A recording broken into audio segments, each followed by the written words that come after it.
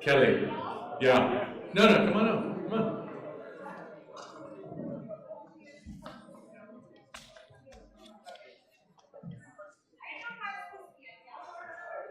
Oh, no, you don't have to yell. We'll let you talk up here.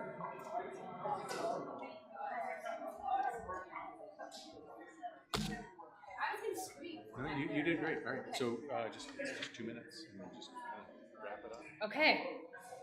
Thank you, everybody who came to learn about K12 education and how important that is to our economic future.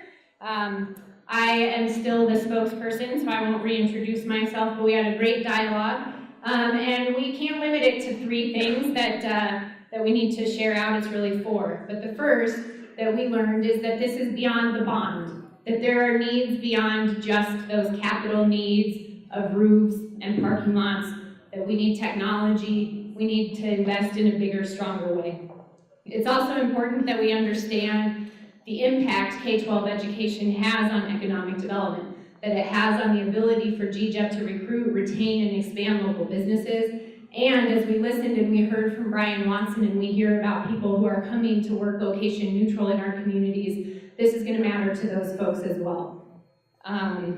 And truly, K-12 education is going to benefit every initiative that we talked about today in a very real, tangible way. There's no reason that we should be looking at these other things when we can't look at the foundation. You wouldn't build the roof to your house first, you would build the foundation.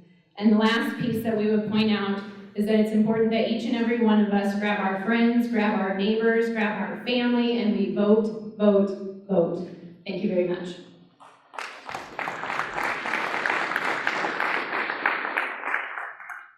Brian, do you want to give it a go?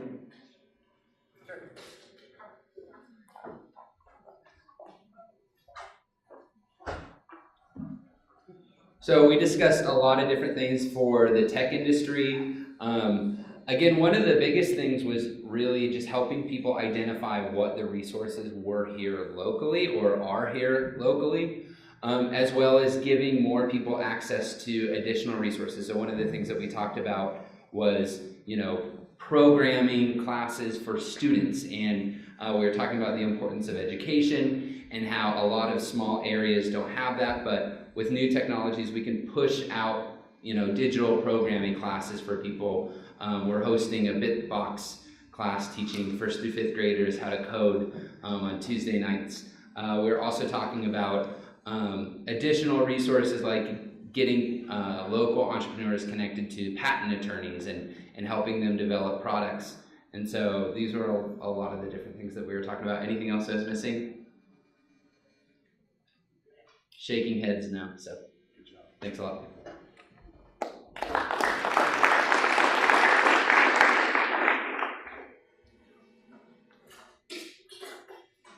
All right, CMU 20,000.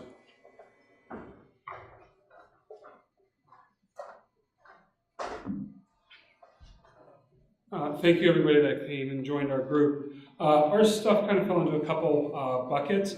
The first one that became very obvious was that businesses really want to partner with CMU and CMU students, and that there needs to be some development on how to make that collaboration or that interaction a little easier, probably on both sides, in terms of how to get students into those businesses and how to just work with that interaction. The second one that became very obvious is we need collateral pieces for communication and for continued communication. This is a fairly new initiative by the Chamber, and we need to get started with that. Part of what was fun was even talking around our table. Somebody said, oh, did you know that anybody in the Valley 18 years and younger gets into CMU sporting events for free? And we're like, nope, had no idea. So clearly there's a need for communication that can be done in terms of outreach. And the big thing is right now is to get people to go to the CMU 20,000 website and sign up to be an advocate. So thank you.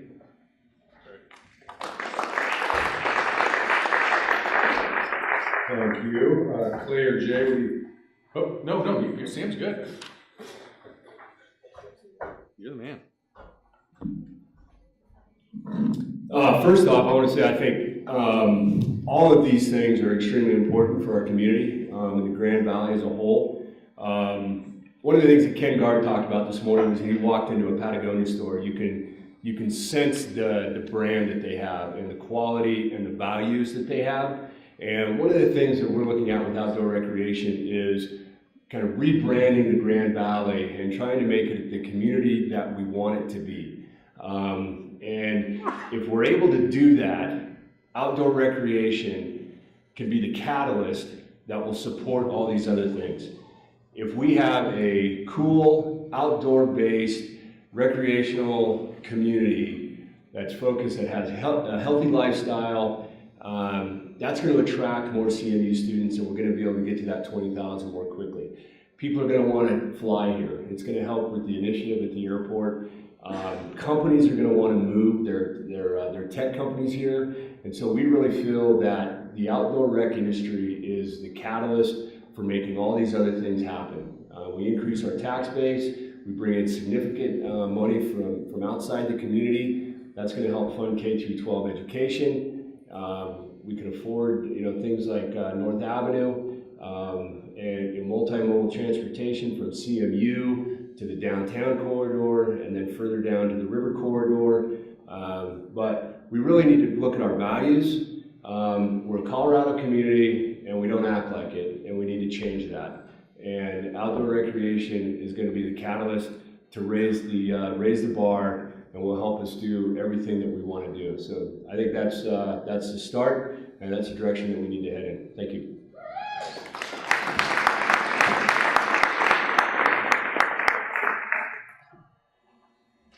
Okay, who's going to talk about flights?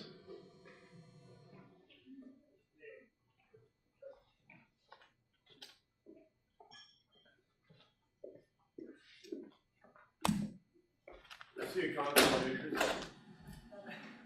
What, you want to see my credentials?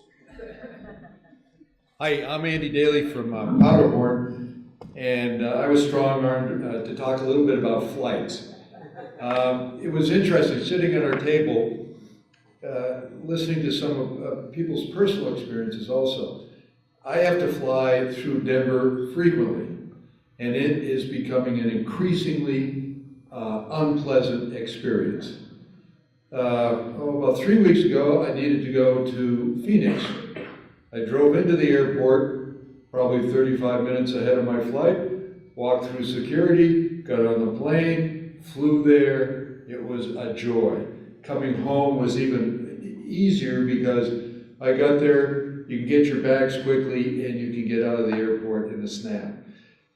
Our market on the West Slope, they said the market for our airport is about 200,000 people. I think it could even be greater if we were able to bring more direct flights. And what I've seen in other parts of Colorado, and Eagle County in particular, one of the major drivers in Eagle County is the airport. And as new flights come in, the multiplier that the guys talked about regarding the airport and the impact of flights, we've experienced. So, as others have said, the airport supports all the initiatives, and I would agree with Sam, all of our initiatives are critical and they should all move forward. This one in particular, I think, facilitates and supports all the goals. It will have a very positive impact on the whole Grand Valley. And another important piece is it's as defensive as it is offensive. There was a good example, and I think it was Reynolds Engineering, who moved out of the valley because it was too difficult for their engineers to travel. And so this is in our best interest. The top priorities would be LA, Chicago. Chicago allows for easy connections with New York, and actually New York is the largest market. So I think that should be our focus, and we should move this forward as quickly as possible because it is going to be an important consideration when firms look to relocating to the Grand Valley. Thank you very much. Who will be speaking on the, let's see, North Avenue? Let's do North Avenue. We didn't have anything. Okay, thank you very much. How about public safety?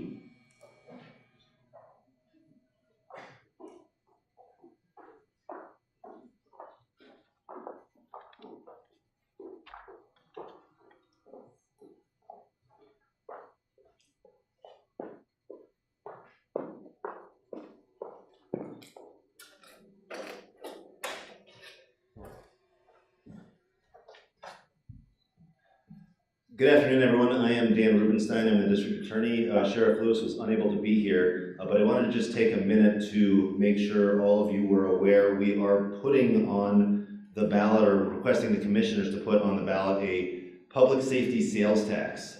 The numbers are pretty stark when you look at them. The comparison to what the proper staffing for the sheriff's office should be compared to what it currently is getting to the point of being dangerous. And I have a fairly extensive presentation. I'm trying to make it to any club, any forum you have. I am willing to come out there with the sheriff and explain the data. But right now we are looking at an average number of deputies per 1,000 citizens, about 1.15, and that the recommended average is closer to 1.8 to 2.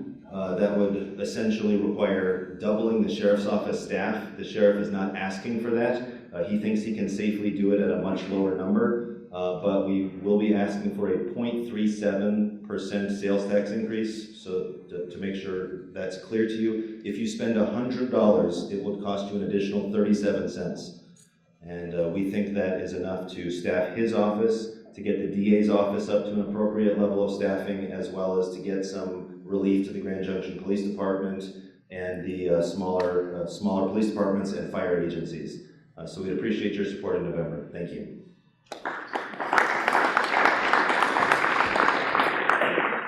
Who would like to speak about the Community and Recreation Center?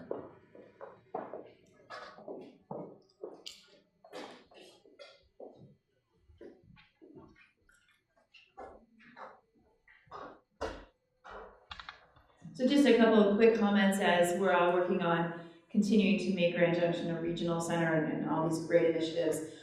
We understand that there are a lot of things on the plate, and probably the biggest thing we talked about was the importance of partnerships. And I just wanted to invite anyone that has creative ideas or connections or insight on what you'd like to see for a Community and Recreation Center. We're at the point now of designing and putting out an RFP for a feasibility study. And we have people in the community willing to do the legwork and carry it forward, but we really need and invite people to partner and share their ideas and their input on that. So if, with all the competition here today, if there were some things that you didn't get a chance to ask or some ways that you would like to be involved in designing that process, please let me know and drop off your card today. Thanks.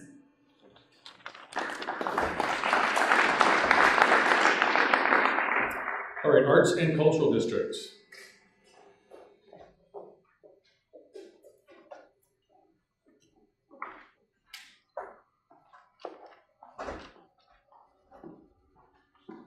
I'm speaking in support of the Grand Valley Cultural Alliance application for certified creative district status.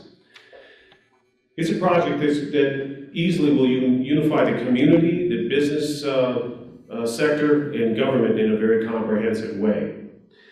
A certified creative district will positively impact outdoor recreation and tourism, business startups. Tech is actually a creative field, innovation, entrepreneurship. It's a powerful driver for every idea that you see up here.